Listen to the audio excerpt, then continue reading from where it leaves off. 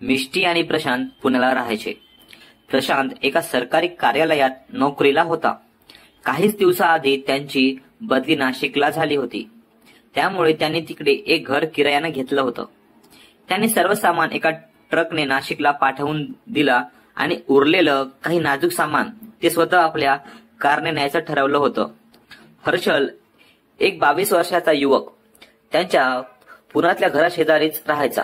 सामान जास्त असल्याने व नाशिकला सामान लावण्यास मदत व्हावी म्हणून त्यांनी त्यालाही सोबत घ्यायचं ठरवलं।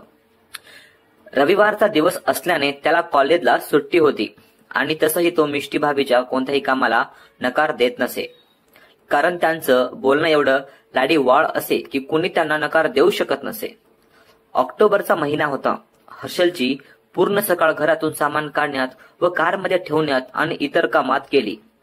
मिष्टी आणि प्रशांत यांच्या लग्नाला 3 वर्ष झाली होती। त्यांना अजून मूल व्हायचं होतं। मिष्टी भाभी एका पंजाबी परिवारातील होती। पाहायला अतिशय सुंदर होती।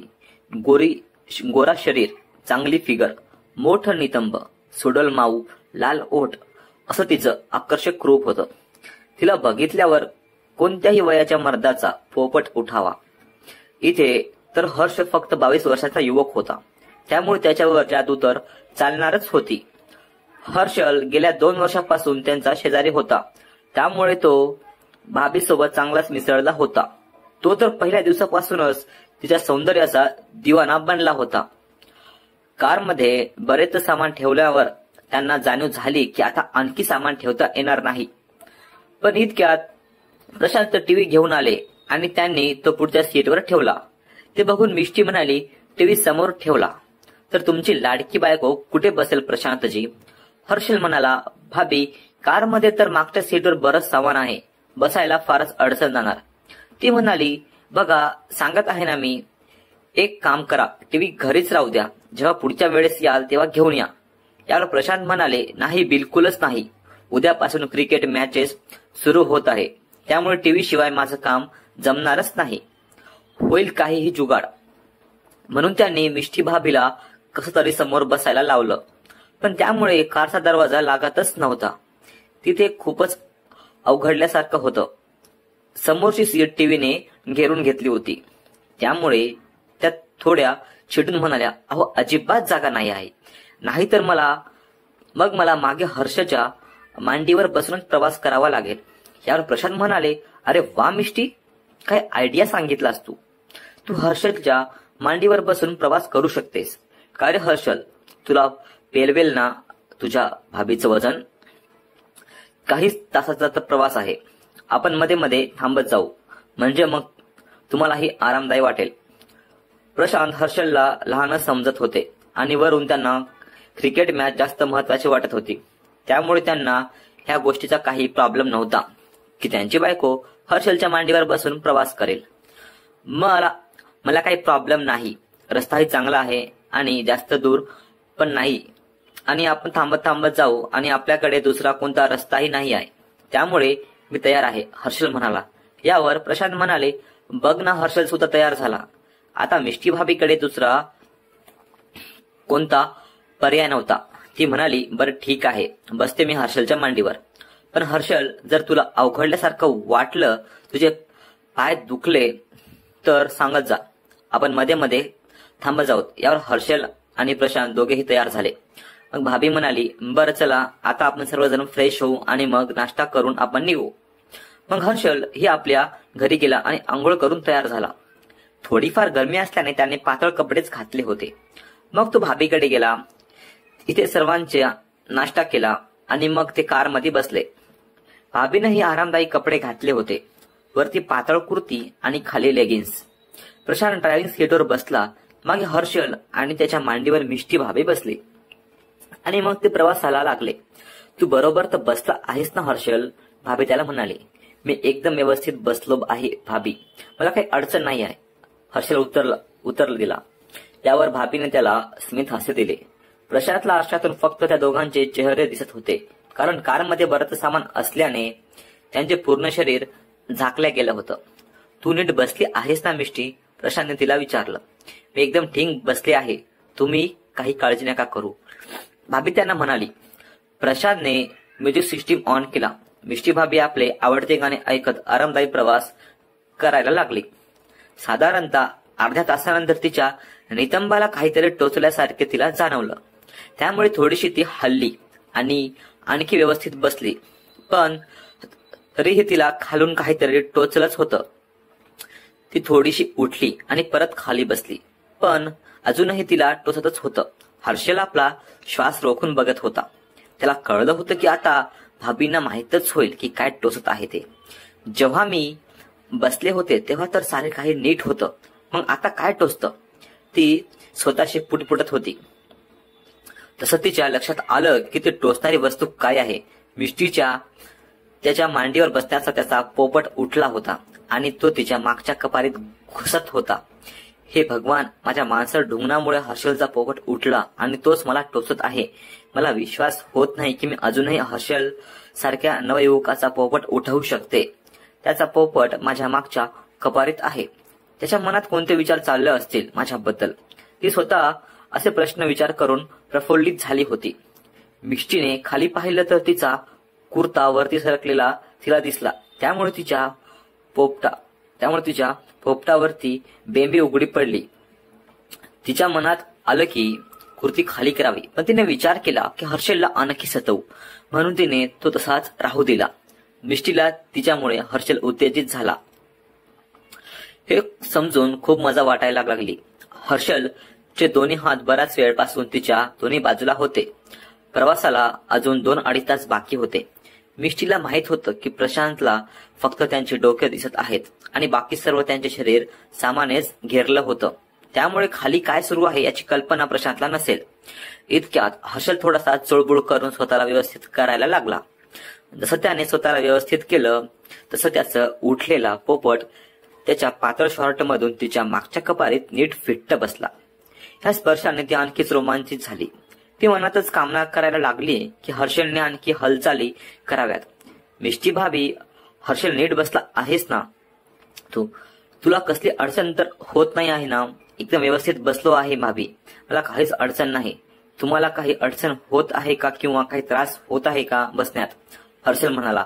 हर्षलला वाटलं की भाभीच्या ढुंगणाला माझं टोचत असलेला पोपट जाणवून त्या काहीतरी म्हणतील म्हणून. त्यामुळे हर्षल श्वास रोखून तिच्या म्हणण्याकडे लक्ष ठेवून होता. पण मिष्टी भाभी म्हणाली, नाही तर मी अगदी व्यवस्थित आहे आणि कम्फर्टेबल बसली आहे. मला कसलाही त्रास नाही, पण तुझे हात एकाच जागी ठेवून दुखत तर नाहीत? हर्षलला विश्वासात बसला नाही की भाभीने त्याच्या मनातलं जाणलं होतं. तू म्हणाला, हो भाभीजी, थोडंसं दुखत आहेत. एक काम कर, तुझे दोन्ही हात इथे ठेव. असं म्हणून हिने त्याचे दोन्ही हात पकडून आपल्या जांघावर ठेवले. आता ठीक आहे ना? मिष्टी भाभी, हो, आता आधीपेक्षा बरंच आरामदायक आहे. हर्षल खुश होता. म्हणाला.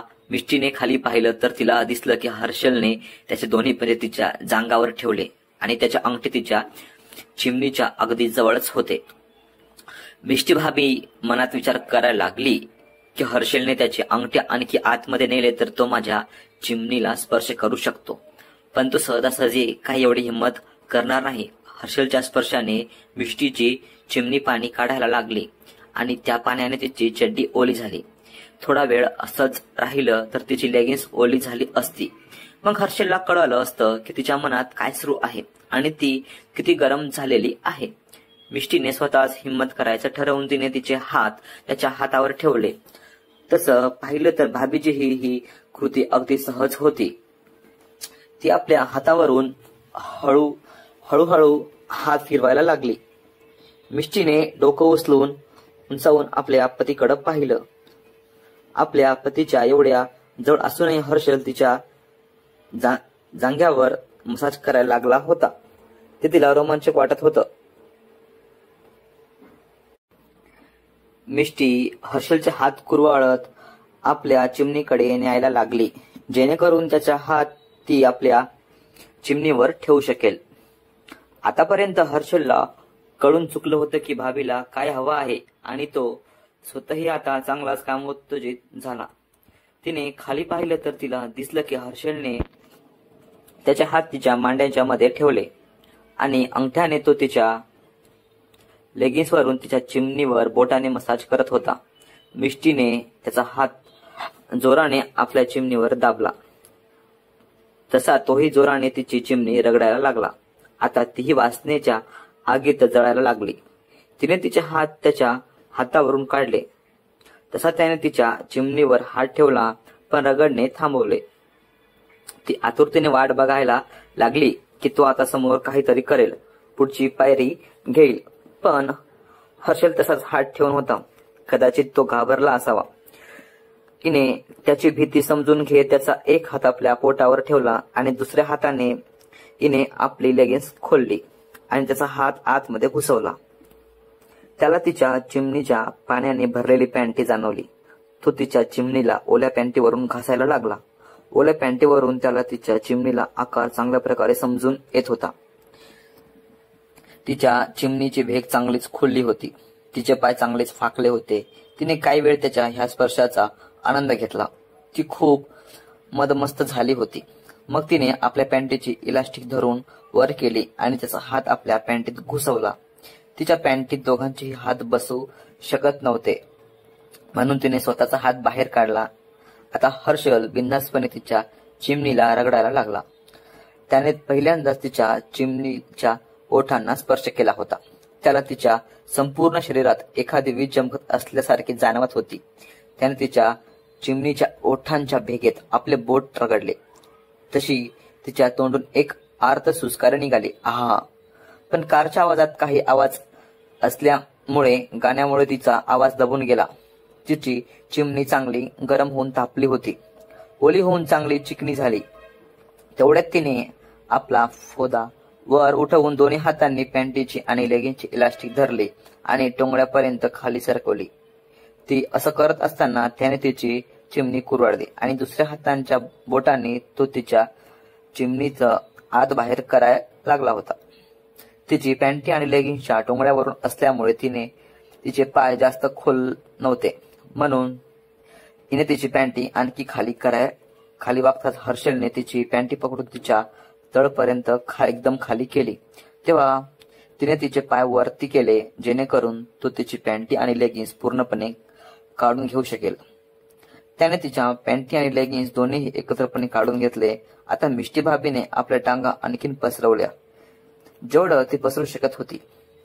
हर्षलला तर जसं काही याच वेळची वाट होती. त्याने तिच्या चिमणीत आपली दोन्ही बोटे घुसवली आणि आत बाहेर करायला लागला. तिच्या तोंडून कामस्वर आऊ उम निघाले. प्रशांतने तिला विचारलं, काय झालं मिष्टी, तू ठीक आहेस ना? तो रिअर व्ह्यू मध्ये बघून तिच्या तोंडाकडे बघत होता. मिष्टी हसली आणि म्हणाली, मी ठीकच आहे. मला वाटलं की हर्षलच्या मांडीवर बसून फार त्रासदायक प्रवास होईल, पण चांगलाच आरामदायक प्रवास सुरू आहे. ते आपल्या पतीशी मोठ्या प्रेमाने बोलत होते आणि इकडे हर्षल आपल्या बोटांनी तिची चिमणी चोळत होता. आणि आणखी किती वेळ झाल्यावर आपण आराम करू सांगा, प्रशांत म्हणाला. मिष्टी म्हणाली, काही हरकत नाही आराम करायची, काही गरज वाटत नाही, आपण सरळ जाऊ. तुला काय वाटते हर्षल? तो म्हणाला, हो मलाही वाटते की थांबण्यापेक्षा आपण प्रवास सुरूच ठेवू. प्रशांत म्हणाला, मग तर ठीकच आहे, आपण लवकरच पोहोचू शकू. मिष्टी मागे वळली आणि हळूच आवाजात हर्षलला म्हणाली, मलाही नाही वाटत की तू थांबावंस. हर्षलला प्रशांत म्हणाला, तुला काही त्रास होत नाही आहे ना? तुझी भाभी तुझ्या मांड्यावर इतका वेळची बसून आहे तर? नाहीतर भाभीजी मध्ये उठून आपली जागा बदलत असतात, त्यामुळे एका जागी दबाव येत नाही आहे. त्यामुळे मला काही त्रास होत नाही आहे, हर्षल उत्तरला. असं बोलताना त्याने तिच्या चिमणीत खोलपर्यंत बोट घुसवली होती. ती जोरजोराने तिच्या चिमणीत आपली बोट आत बाहेर करत होता. तसं तिच्या तोंडून परत कामस्वर निघायला लागले, जे ती आपल्या ओठांना दातात दाबून धरत होती. हिने त्याच्या मनगट जोराने धरून ठेवला. तिची इच्छा होती की त्याने त्याची बोट आणखी खोलपर्यंत घुसवावे. तसा तो त्याला शक्य होईल तेवढा आतमध्ये बोट घुसवून तिला ठोकायला लागला.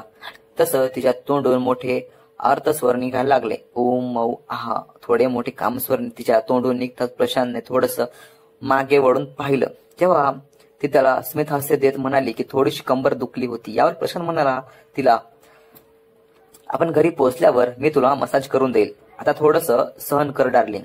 ती म्हणाली, तुम्ही काही काळजी करू नका, मी करते थोडं ऍडजस्ट. मग प्रशांत परत आपल्या ड्रायव्हिंगकडे लक्ष द्यायला लागला. इकडे मिष्टी भाभी आपलं ढुंगण वर करून हर्षलच्या बोटांच्या ठोकण्याचा प्रतिसाद देत होती. तिच्या मनात विचार आला, जर प्रशांतला कळलं की त्याच्या बायकोच्या चिमणीत हर्षलची बोटे आहेत तर काय झालं असतं. तेवढ्यात त्याने तिच्या चिमणीतून बोट बाहेर काढली. तशी ती थोडीशी नाराज झाली, पण तिची नाराजी जास्त वेळ टिकली नाही. त्याने तिची कुर्ती वर केली. मिष्टीने गरमीमुळे ब्रा घातली नव्हती, त्यामुळे तो तिच्या खुल्या मावांना कुरवाळा लागला. तिचे आंबे आता पूर्णपणे मोकळे झाले होते. कारच्या एसीच्या थंड हवेने तिचे मनुकेही कडक होते केले. आता मिष्टी भाभी जवळपास पूर्ण नागडी झाली. हर्षल तिच्या संपूर्ण अंगावरून हात फिरवायला लागला. एक हात तिच्या चिमणीत तर दुसरा हात तिच्या आंब्यावर. अशा प्रकारे तो तिच्या अंगाशी खेळायला लागला. ते हळू त्याच्या कानात म्हणाली, आणखी किती तडफवशील रे, घाल ना तुझा पोपट माझ्या पिंजऱ्यात. त्याने लगेच आपला शॉर्ट पॅन्ट खाली खेचला. आता त्याचा पोपट बाहेर आला. त्यानेही आपला शॉर्ट पॅन्ट पायापर्यंत खाली गेला. मिष्टी भाभीचे उघडी चिमणी त्याच्या उघड्या मांड्यावर आणि पोपटवर बसले होते. पहिल्यांदा तिच्या मागच्या पुठ्यांवरचा स्पर्श त्याच्या पोपटला आणि मांड्यांना झाला होता. मिष्टी भाभी थोडीशी वर उठलेली बघताच प्रशांतीला म्हणाला, सर्व ठीक आहे ना बेबी, तुला काही त्रास होत असेल तर आपण गाडी थांबवूया. ती म्हणाली, नाही नका थांबवू, मी फक्त माझी जागा थोडस बदलत होते जेणेकरून हर्षलला सुद्धा आराम पडेल. यावर प्रशांत म्हणाला, बरं ठीक आहे. असं म्हणून तो परत ड्रायव्हिंगकडे लक्ष द्यायला लागला. इकडे मिष्टी भाभी त्याचा पोपटवर बसली. त्याचा पोपट तिच्या मागच्या कपालीत बसला होता. हर्षल दोन्ही हात तिच्या पुठ्यांवर ठेवत तिला म्हणाला, भाभीजी थोडस उठता का, म्हणजे मी एक चांगली पोच घेतो. यावर ती थोडी उठली आणि हर्षलने तिच्या पुठ्यांना धरून नीटपणे त्याचा पोपट तिच्या चिमणीच्या टोकावर ठेवला आणि मग हळूहळू त्याच्या पोपट आपल्या चिमणीत घेत खाली बसली. आता हर्षलचा पाईप भाभीच्या गुहेत नीट बसला होता. मग ती तसंच आपला ढुंगणवरती उचलून परत खाली करायला लागली. अशा प्रकारे ती दोघं ठोकायला लागले. भाभी तशी त्याच्या पोपटावर ढुंगण उचलून खाली बसायची तेव्हा त्याचा पोपट तिच्या चिमणीला आतमध्ये खोलवर घुसायचा. मिष्टी भाभीच्या गरम आणि चिकण्या चिमणीत त्याचा पोपट घुसत असताना त्यांना जो आनंद मिळत होता त्याने ते दोघांनाही बेभान झाले होते. तेव्हा मिष्टीने तिच्यावरचा नियंत्रण सोडला आणि ती मोठ्याने चित्कारली, ओहो प्रशांत. प्रशांत मागे वळून बघताच आणि म्हणाला, मला वाटत आहे की आपल्याला कुठेतरी आराम करायला पाहिजे. मिष्टीने घाबरत त्याचा पोपट त्याच्या चिमणीत अलगद आतमध्ये घेत खाली बसली, अगदी त्याच्या लंडाच्या मूळपर्यंत, आणि त्याला म्हणाली, नाही नाही, अजिबात थांबू नका, आम्हाला काहीच त्रास नाही. आता आपण सरळ घरी गेल्यावर थांबूया. त्यावर प्रशांत म्हणाला, खरंच ना, तुला काही त्रास नाही ना. मिष्टी म्हणाली, नाही हो, काही त्रास नाही. मग तो परत ड्रायव्हिंगकडे लक्ष द्यायला लागला. तिने तीच ढुंगण थोडस मागे पुढे करत त्याचा पोपट बरोबर तिच्या चिमणीमध्ये सेट केला. ती थोडीशी समोर वाकली आणि इकडे हर्षल खालून धक्के द्यायला लागला. तो आपलं ढुंगण वर उचलून तिला ठोकायला लागला. ती हळूहळू सुस्कारे टाकत होती. हर्षलला तिचा फोदा दिसत होता. तो त्याच्यावर हात फिरवत तिला ठोकत होता. ती मनात विचार करत होती, माझ्या मूर्ख पतीला त्याची जाणीवही नाही की त्याची बायको जवळपास पूर्ण नागडी होऊन मागच्या सीटवर एका जवान मुलाकडून ठोकायचा आनंद घेत आहे. नवऱ्याच्या इतक्या जवळ असूनही एका दुसऱ्या तरुणाकडून ठोकाई करत असल्याच्या विचाराने ती रोमांचित झाली. तेव्हा हर्षलने एका मोठा जोरदार धक्का देऊन तिला तिच्या विचारांच्या कित्यातून बाहेर काढले. तो तिला कुजबुज म्हणाला, भाभी थोड्या वेळात माझा पोपट वीर्य सोडणार आहे. ती म्हणाली, मी पण झडणारच आहे थोड्याच वेळात. असे त्याने तिला आणखी काही धक्के दिले. तिला जाणवलं की आता ती झडणार आहे. तेव्हा तिने त्याचे दोन्ही हात आपलं ढुंगण वर करून काढत आपल्या आंब्यावर ठेवले आणि ती माउतावत आणि काहीची ओरडत तिने आपल्या चिमणीतून पाणी काढलं. त्याच वेळेस त्याला असं जाणवलं होतं की त्याच्या पोपटलाही चिमणीच्या आत भिंती जखडून घेत आहे. खूपच टाईट असा दबाव त्याच्या पोपटावर जाणवत होता आणि इतक्यात त्याच्या गुलाबी भागावर चिकट द्रव्याच्या वशात झालेला त्याला जाणवला. मग कळलं की भाभी आता झडली आहे. तिच्या आयुष्यातील सर्वात लांब चाललेला आणि सर्वात आनंददायी असा ऑर्गॅझम होता तो. थकून ती हर्षलच्या छातीशी लेटली. हर्षल अजूनही तिला ठोकतच होता. त्याने आपल्या ठोकण्याची स्पीड वाढवली आणि त्याचा पोपट तिच्या चिमणीच्या अधिक खोलपर्यंत गेला आणि इथे थांबत त्याने आपलं वीर्य तिथे सोडलं. हर्षलचं गरम वीर्य ती आपल्या चिमणीत भरलेलं जाणवू शकत होती. ती त्याच स्थितीत राहिली जेव्हापर्यंत हर्षलने त्याचा पोपटातून वीर्यांचा शेवटचा थेंब तिच्या चिमणीत सोडला नाही. ते दोघेही आता चांगलेच थकले होते. प्रशांतला समोर एक बोर्ड दिसला की 2 किलोमीटरवर एक रेस्टॉरंट आहे. तो पाहून तो त्यांना म्हणाला, आपण आता समोरच्या रेस्टॉरंटमध्ये थांबवून जेवण करू. यावर हर्षल म्हणाला, हो मलाही वाटते की आता आपल्यालाही काहीतरी खायला पाहिजे. तुम्हाला काय वाटते भाभी? यावर ती म्हणाली, मी तर तशी फुल झाली आहे, पण माझ्या पोटात आणखी जागा आहे. असं म्हणून हिने त्याला डोळा मारला आणि ती खाली वाकून खाली पडलेली पॅन्टी आणि लेगिन्स घालायला वाकली. त्याचा पोपट तिच्या चिमणीतून घसरून बाहेर निघाला. हिने तिची पॅन्टी आणि लेगिन्स वरती सरकवली. इतक्यात हर्षलने परत त्याचा एक बोट तिच्या चिमणीत घुसवला. हिने प्रेमाने त्याच्या हातावर एक चापट मारली. तसा हसत त्याने त्या चिमणीतून एक बोट काढून घेतलं. मग त्यानेही त्याच्या शॉर्ट पॅन्ट वर सरकवला. जेवण केल्यानंतर मिर्चीने प्रशांतला विचारलं, आणखी किती वेळ बाकी आहे? तेव्हा तो म्हणाला, आता फक्त अर्धा तास बाकी आहे. मला वाटत होतं तुम्ही तोपर्यंत तुमचं काम चालवू शकाल. मिर्ची म्हणाली, मला काहीच त्रास नाही. जर हर्षलला काही त्रास नसेल तर त्याच्या मांडीवर 4 तासही बसू शकते.